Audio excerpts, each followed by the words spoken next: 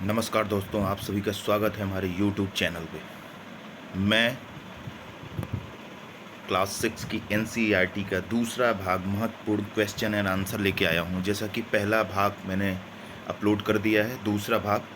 तो चलिए कुछ प्रमुख क्वेश्चन आंसर जो कि लेसन नंबर 1 में दिए गए हैं उन पे बात करते हैं।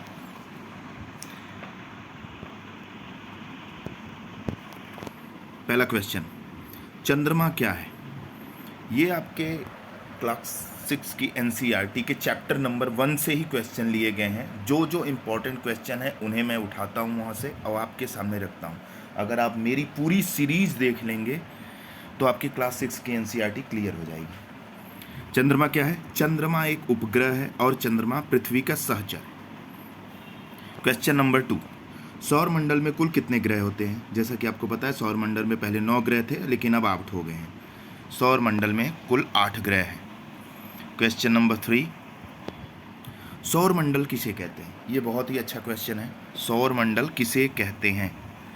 देखिए यहाँ पे ग्रह तथा उपग्रह, ग्रह या उपग्रह मतलब मिला के ग्रह, उपग्रह तथा कुछ अन्य खगोलीय पिंड जैसे क्षुद्र ग्रह, उल्का पिंड मिलकर सौर मंडल का निर्माण करते हैं। उसे हम सौर मंडल कहते हैं, जिसका मुखिया सूर्य होता है। जिसका मुखिया सूर्य होता है। तो यहाँ पे कहने का तात्पर्य यह है कि ग्रह, उपग्रह और भी खगोलीय पिंड, क्षुद्र ग्रह, ये सब मिलकर क्या करते हैं? एक सौर मंडल का निर्माण करते हैं और जिसका मुखिया सूर्य है उसे सौर मंडल कहते हैं। क्वेश्चन नंबर अगला, सूर्य पृथ्वी की कितनी दूरी पर है? सूर्य पृथ्वी से 15 करोड़ किलोमीटर की दूरी पे है। 15 करोड़ किलोमीटर की दूरी पे है। नेक्स्ट क्वेश्चन देखते हैं। हाँ, अब आपसे पूछा गया कि सौर मंडल के 8 ग्रहों का नाम बताइए। तो ये जो 8 ग्रह हैं ना, ये भी सीरीज में रखेंगे। सबसे नज़दीक सूर्य के कौन है, उसके बाद कौन है, उसके बाद कौन है, उसके बाद कौन है, उसके बाद कौन है। तो देखिए सौर मंडल के 8 ग्रहों का नाम ये है: बुध, शुक्र, पृथ्वी, मंगल, बृहस्पति, शनि, यूरेनस तथा नेपच्यून। मतलब अगर ऐसे देखा जाए तो पृथ्वी सूर्य से तीसरे नंबर पे सबसे दूरी पे है। उसके बाद मंगल है, बृहस्पति है, शनि है, यूरेनस है, नेपच्यून है। अगला क्वेश्चन, खगोलीय पिंडों एवं उनकी गति के संबंध में अध्ययन करने वाले को क्या कहते हैं? मतलब खगोलीय पिंडों और उनकी गति के संबंध में अध्ययन करने वाले को क्या कहते हैं? उसका आंसर यहाँ दिया गया है, खगोल शास्त्री। खगोल शास्त्री कहते हैं। क्वेश्चन अगला देखेंगे,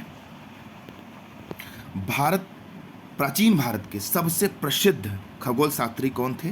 तो आर्यभट्ट। उन्होंने क्या किया था? उन्होंने कहा था कि सभी ग्रह तथा चंद्रमा परावर्तित सूर्य प्रकाश के कारण चमकते हैं। परावर्तित सूर्य प्रकाश के कारण चमकते हैं। अगला, सूर्य से दूरी के हिसाब से पृथ्वी कितने नंबर का ग्रह है? अभी ऊपर मैंने बताया कि सूर्य की दूरी के हिसाब से पृथ्वी कितने नंबर का ग्रह है? तीसरे। और आकार के हिसाब से यह कितना बड़ा ग्रह है?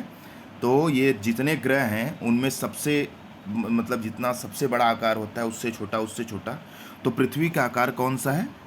5वां सबसे बड़ा ग्रह है। 5वां सबसे बड़ा ग्रह है।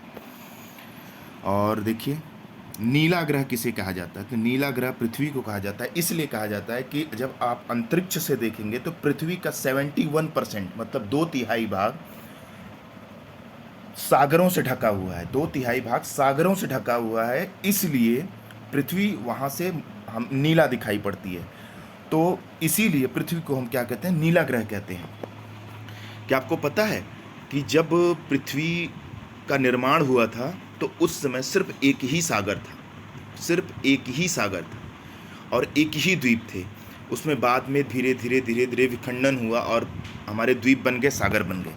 तो इसकी चर्चा हम जब अगली सीरीज लाएंगे तो करेंगे। अगली सीरीज मतलब क्लास 6 में अगर ये होगी तो करेंगे, नहीं होगी तो जिस क्लास में ये होगी उसमें करेंगे विस्तार से। अगला, सौर मंडल का सबसे अद्भुत ग्रह कौन सा है? तो वो पृथ्वी है। इसलिए अद्भुत है क्योंकि यहाँ पे जीवन पाया जाता है। कई प्रकार के विविध प्रकार के प्राणी पाए जाते हैं, कई प्रकार की गैसें पाई जाती हैं जिसमें जीवन संभव है, इसीलिए पृथ्वी को बोला जाता है। अब यहाँ देखिए पृथ्वी का कितना भाग पानी से ढका हुआ है? तो पृथ्वी का 2/3 भाग मतलब 71% पानी से ढका हुआ है।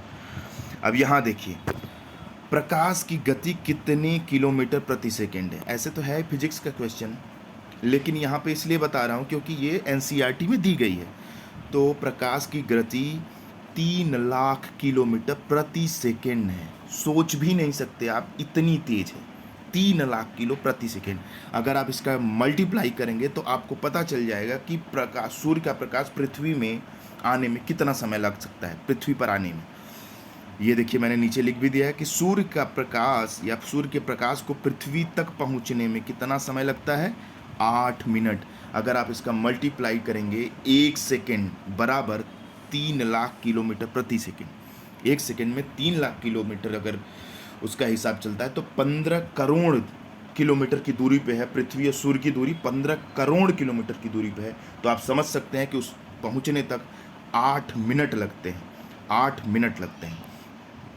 तो अगला क्वेश्चन देखेंगे है या नहीं, वो भी देख लेंगे। नहीं, क्वेश्चन ख़त्म हुआ। तो बहुत बहुत धन्यवाद।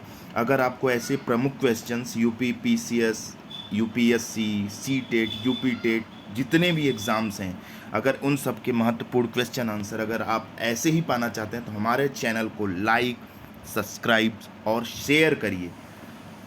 धन्यवाद।